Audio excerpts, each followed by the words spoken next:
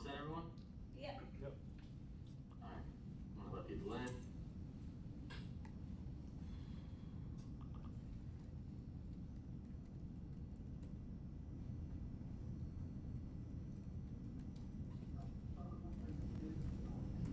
Recording in progress. Good afternoon, everyone. Thanks for joining us. If you'd like to report, just put it in the chat. We're gonna get started. That goes to Curtin. After his opening statement, we'll go right into questions. Yeah, thanks, Nico. Just to reflect quickly on the Charlotte game, obviously good to keep a clean sheet on the road. Created some chances as well. Could have won the game, could have lost the game, but overall, again, to get back to the foundation of this team, which is our defending.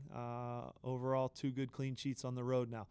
Important to follow it up against a really strong opponent in Toronto at home, where we know what we're capable of. Need to get back to the basics in this building, get the crowd into the game early, and go from there. If you watch Toronto on film, a much improved team, really well organized, really well coached, and a dangerous team. I'd say their game versus Cincinnati, when you watch the film and analyze it, probably one of the most exciting games of the year. Each team could have scored, a ton of goals. I'll say it and be the first to say it, and I think you guys already know it. We don't want to play in that type of game. That doesn't suit us.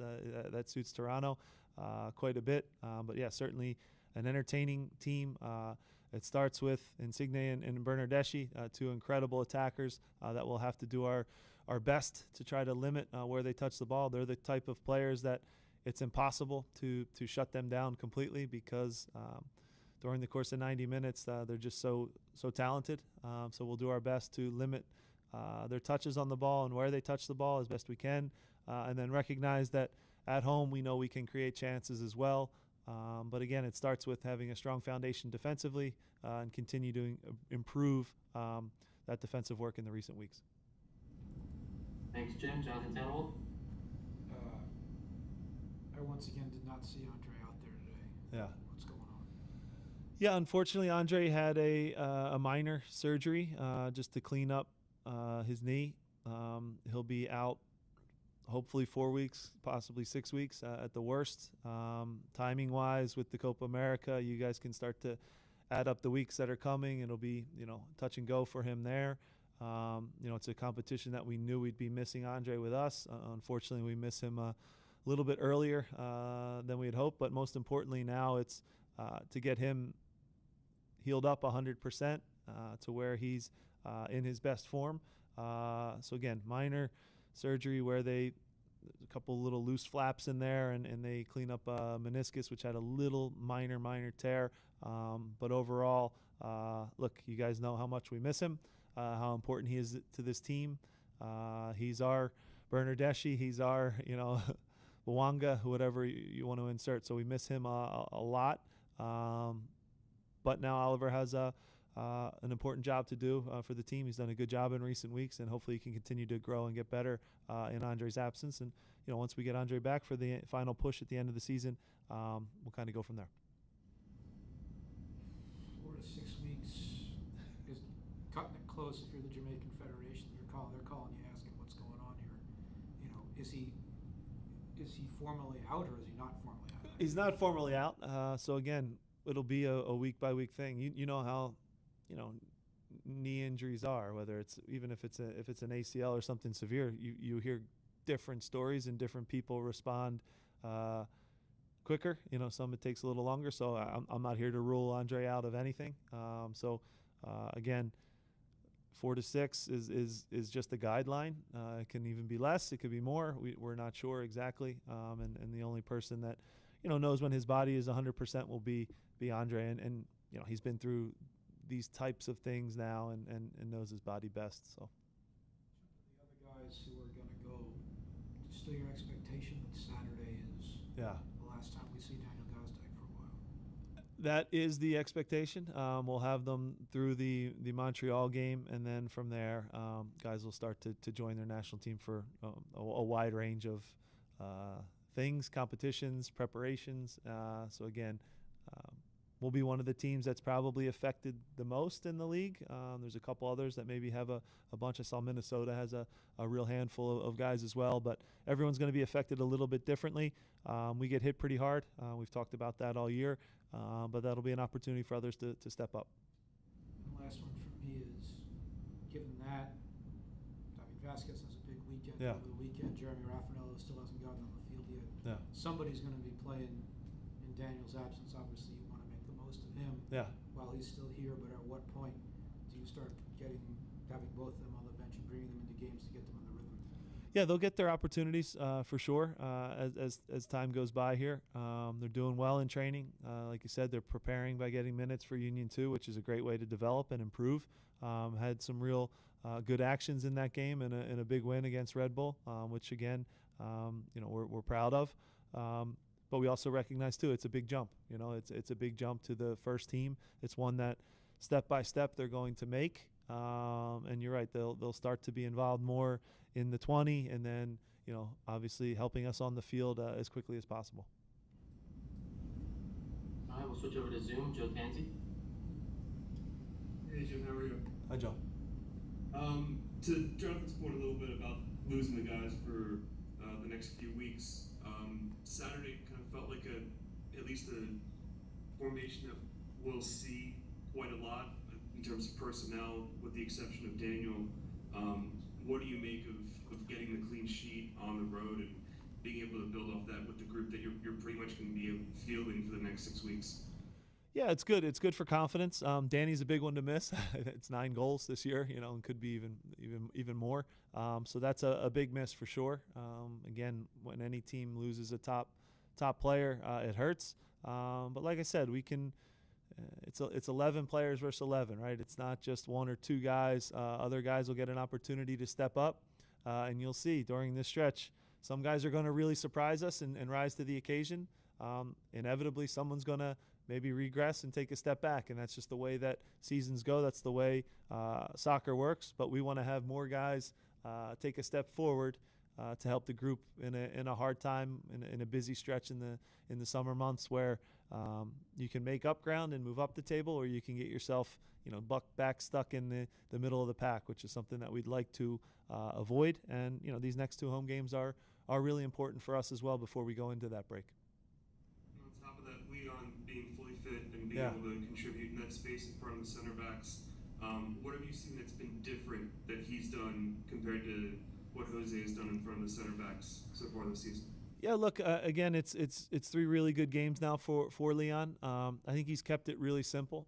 He'll always give you the work rate, the tackles, the little deflections, the things that don't show up in the stat sheet, the dirty running to make a recovery sprint and win a ball. He's been great in that. I think he's just happy also to be back on the field. That is a lot of work that he put in. And one thing we probably don't talk about enough, when you're injured, it's very, very lonely. You're on the team, but you don't feel a part of the day-to-day because you don't get the fun part, which is to go out and play in the games. You're working so hard behind the scenes. So I'm really proud of the work that Leon's done to get back on the field. And then, for him to be able to just put 90 minutes into it pretty simply shows to the fitness level that he has and his work rate. So happy for Leon. I think he's in a good run of form here. We want to keep it that way. And he's a guy who, he's been an MLS starter now and can play every minute of every game in a season, and it helps to have him back for sure. Jillian? Thanks, Nico. Hi, Jim. Hi. What do you credit John Herdman's success to with Toronto's start to the season?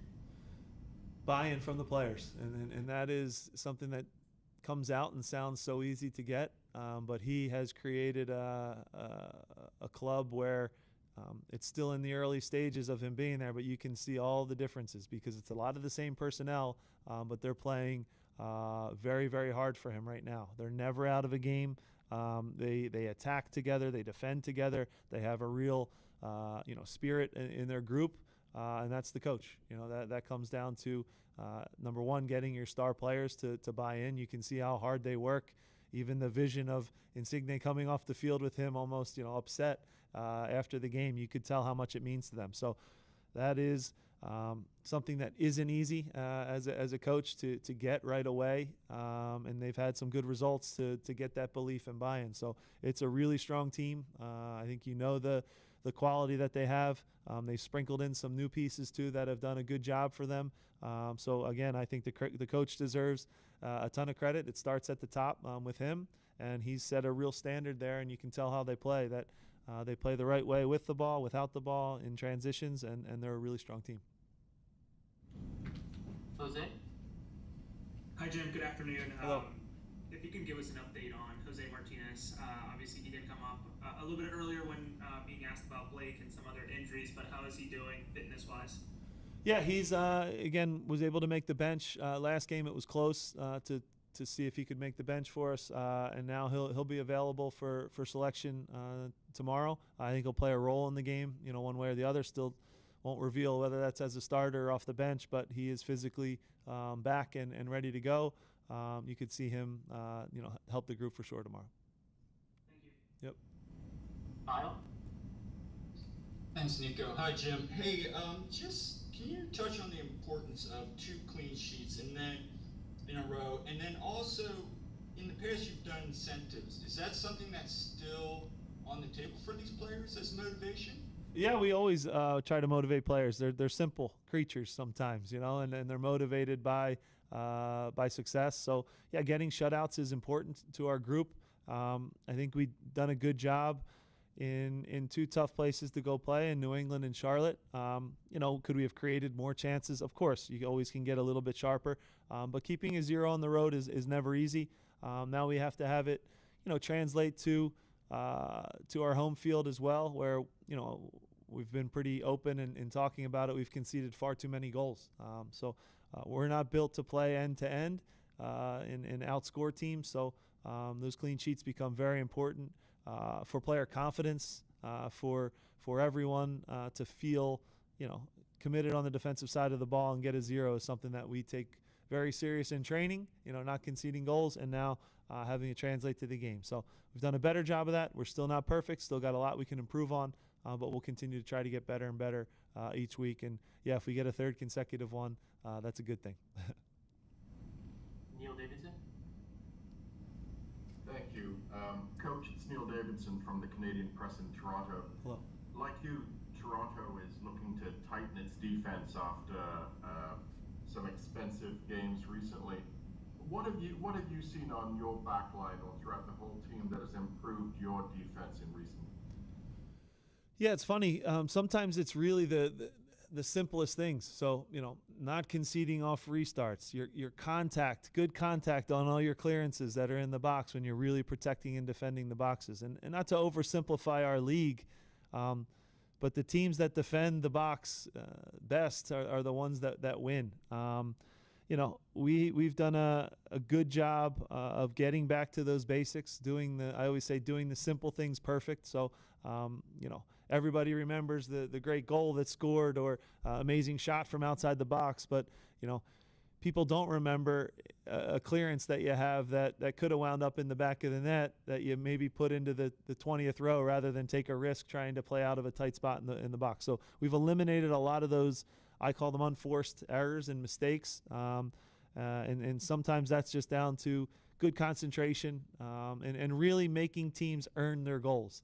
Again, you're going to concede goals in this league. There's so much attacking quality and talent, but you want to make those teams earn it. So I can live with an 8-pass sequence and a guy hits a great finish. We can tip our cap and say, okay, you deserved a goal. But what I can't stand for is silly turnovers in front of our own goal that really we don't make a team work for and earn. So I'm sure those are similar discussions that all coaches in MLS are having with their teams, being hard to play against first and foremost, and eliminating those little mistakes that are fixable.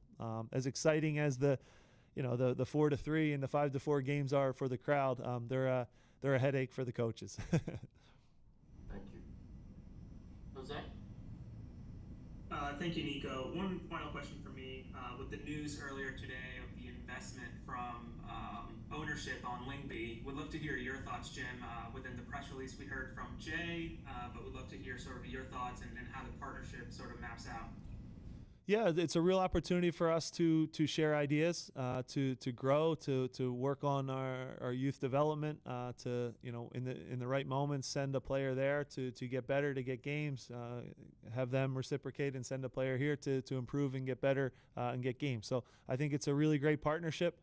It's new, so again it'll evolve and grow. But most important is the sharing ideas that we'll have of them. It shows a great commitment from Jay to commit to owning another team where we can have that exchange of ideas, of players, of resources, and help each other out at the end of the day in all aspects of growing not only the Union Club but also their club as well. Thank you, Jim. Best of luck tomorrow. Thanks. Final questions will go to Dave Leno. Thanks, Nico. Jim, you mentioned defensively how you want to strengthen things over the last 4 times we were at home. Offensively, chance creation. Where do you think you are? I know what the numbers say, but where do you think you are amidst what Miami's doing right now, Cincinnati, New York City, and the others at the top of the East right now? Yeah, I think we've scored enough goals. We've hit the back of the net quite a bit. If you look at the advanced metrics of expected goals against, and all those things, we're actually in a good space. I like where we are. I think now you create your own luck, though. So the harder we work, I think the more you start to see little breaks go your way, drawing a PK because you're brave and aggressive and throwing numbers in the box. Those things aren't to chance, and I think they tend to even out over the course of the year. So I think we've done a good job of creating chances. It can always go to another level, and I hope that we can do that this summer because, again, we have a front three that can run really, really hot, and when they get going, they're as good as any front three in the league. So we'll have an opportunity now over the next 2 games to see that, and then Julian and Mikel will be called upon to maybe raise their level in Daniel's absence, and hopefully somebody else steps up for us. John? We don't know yet who's going to the Olympic camp. Yeah. In early June, we're going to find out probably tomorrow. Yeah. When the dust all settles in July, there could be 4 guys with ties to this organization out of 18 guys playing in France. What would that mean for this place's prestige? Yeah, that would be amazing. Obviously, there's some decisions to be made. I think you guys have heard me talk about our players and just how good of a season Quinn Sullivan's had, and Nathan Harriel, Jack McGlynn. Again, is there an outsider that could get a shot? Of course. But yeah, you look at the group, and Quinny's a guy that I think should get a chance with them. I think he's playing as well as any attackers in our league. Nathan's done great 1v1 defending and attacking. Is versatile. So in that 18-man roster where there's not many spots, Jonathan, he can play 2 or 3. Actually even probably 4. He could play on the left side. He could play as a center back, third center back, right back. So he can help you a lot of ways, and I think that versatility helps his chances for the team. Jack McGlynn, again, you've heard me talk about it quite a bit. That left foot is unique and special, so hopefully he gets an opportunity. But yeah, I'll let U.S. Soccer be the ones that announce that and break the news to you guys. But yeah, it would be great to have as many guys from the Union represent our country as possible. All right, thanks, Jim. Thanks, everyone. All right, thanks.